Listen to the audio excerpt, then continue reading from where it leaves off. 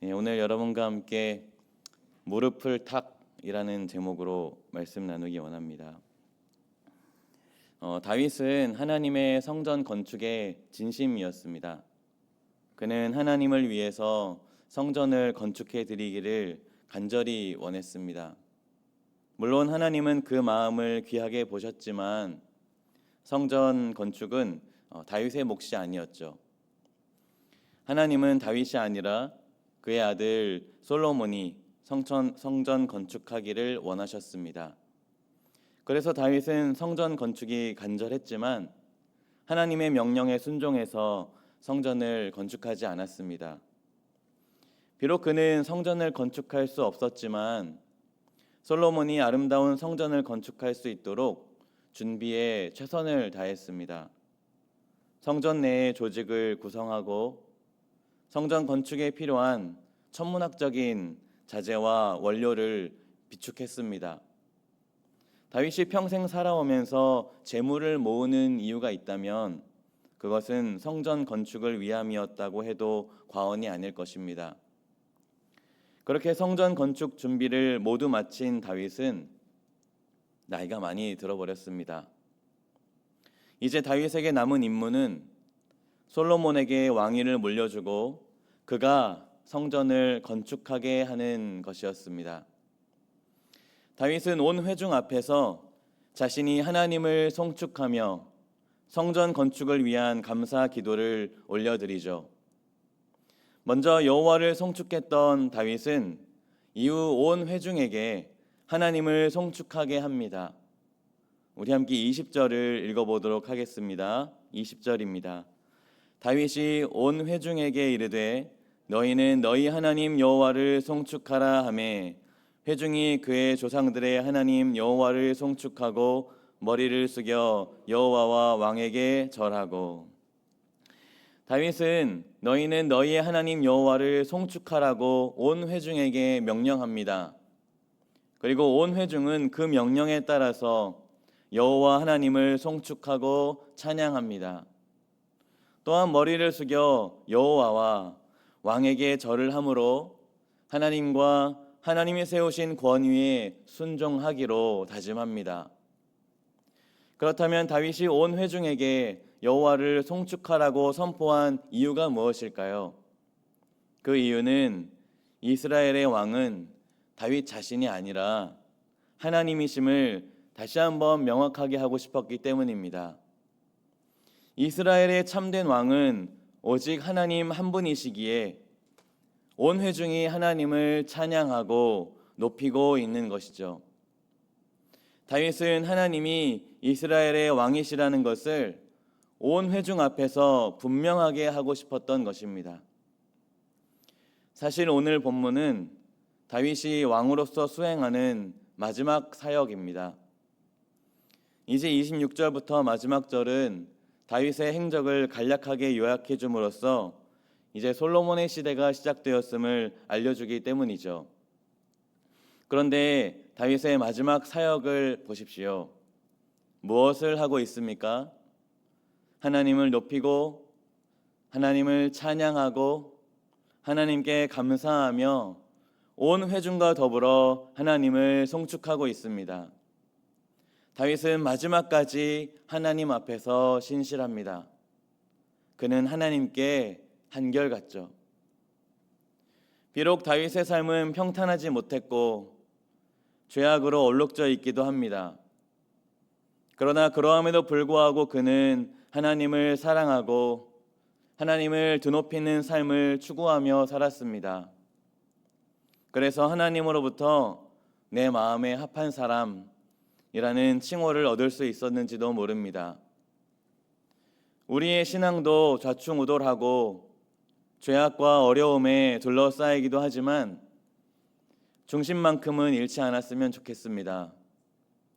다윗처럼 하나님을 사랑하는 마음, 마지막까지 하나님을 드높이는 마음, 늘 겸손히 하나님이 왕이심을 인정하고 주님의 뜻이 나를 통해 펼쳐지기 원하는 그 마음을 잃지 않게 되시기를 축복합니다.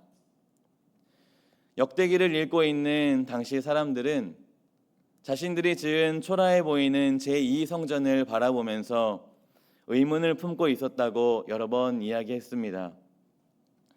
하나님께서 저런 성전에도 거하실까? 하나님이 우리와 함께 계시는 게 맞을까?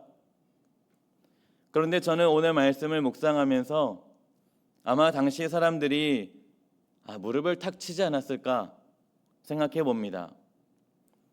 이걸 우리가 왜 여태 몰랐지? 라고 말하지 않았을까 하는 생각이 들었습니다. 왜냐하면 오늘 본문을 자세히 들여다보면 여호와 하나님께서 지금 이스라엘과 함께 계심을 알 수 있기 때문입니다. 아직 성전은 지어지지 않았습니다. 삽을 뜨지도 않았습니다. 그저 성전을 짓기 위한 재료가 전부 준비되었을 뿐입니다. 하나님의 집은 완공된 상태가 아닙니다. 그러함에도 불구하고 하나님은 성전의 유무와 상관없이 이스라엘과 함께 계심이 너무나 잘 느껴집니다. 그 증거로 20절에 다윗은 하나님 여호와를 송축하라고 합니다. 하나님께서 가까이 계시는 것 같죠? 22절에 보면 무리는 여호와 앞에서 먹으며 마십니다. 다시 22절에서 무리는 솔로몬을 왕으로 삼고 기름을 부어서 여호와께 돌립니다. 23절에서 솔로몬은 여호와께서 주신 왕위에 앉습니다. 25절에서 여호와는 솔로몬을 뛰어나게 해주십니다. 하나님은 성전 건축이 아직 이루어지지 않았음에도 불구하고 이스라엘 공동체와 함께 계시는 것이 너무나 잘 느껴집니다. 하나님의 집이 없더라도 하나님은 공동체를 집 삼으시고 공동체와 함께 하십니다. 눈에 보이는 성전이 없더라도 눈에 보이지 않으시는 하나님은 늘 함께하고 계시다는 것입니다. 우리의 삶도 그런 것 같습니다.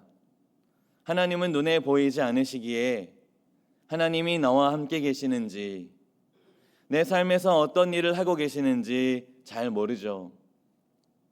그런데 그럴 때 있지 않습니까? 저녁에 자기 전에 오늘 내 삶에서 어떤 일이 있었나 곰곰이 뒤돌아보면 무릎이 탁 쳐질 때 말입니다. 하나님이 이때 일하셨구나. 하나님이 나와 함께 계셨구나. 하나님이 하신 것이구나 라고 깨달아질 때가 많죠. 미처 몰랐는데 저녁에 기도하며 돌아보니 깨달아지는 은혜가 있는 것입니다. 그럴 때 감사하고 또 감사하죠.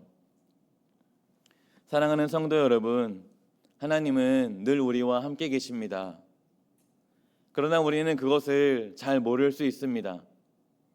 혹은 하나님이 함께 계시지 않는 것 같아서 간절한 마음으로 하나님을 불러야 함께 하실 것이라고 생각할지도 모릅니다.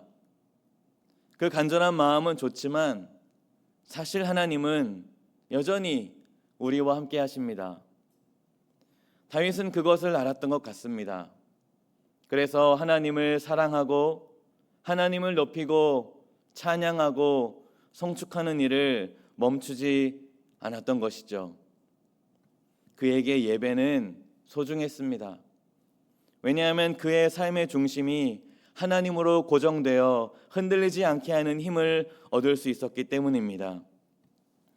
사랑하는 성도 여러분, 우리도 다윗처럼 오늘 하루의 시작과 마무리를 하나님 앞에서 신실해 보겠노라고 다짐하지 않으시겠습니까? 오늘 하루를 변함없는 마음으로 함께 계시는 하나님을 사랑하고 높여드리는 삶으로 드려보지 않으시겠습니까? 꼭 그렇게 되시기를 축복합니다. 좌충우돌할 것입니다. 많은 사건과 일들이 우리 앞에 닥쳐올 것입니다. 그러나 함께 계시는 하나님을 의지함으로 또 사랑함으로 살게 되시기를 바랍니다. 저녁에 누워서 오늘 하루를 어떻게 살았나 돌아볼 때 하나님 앞에서 신실하심이 발견되는 하루가 되시기를 축복합니다. 우리 이 시간 함께 기도하겠습니다. 기도하실 때 하나님, 우리의 삶도 다윗처럼 늘 하나님을 사랑하고 하나님을 높이고 하나님을 송축하는 하루가 되게 하여 주시옵소서. 우리와 함께 계시는 주님을 의지하고 바라봄으로 살아가는 오늘 하루가 될 수 있도록 축복해 주시옵소서. 왕 되신 하나님의 말씀에 순종하고 왕 되신 하나님을 늘 찬양하는 우리의 삶이 되게 해달라고 기도합시다. 그리고 우리 각자의 기도 제목을 위해서 함께 기도하며 나가겠습니다. 함께 기도하겠습니다.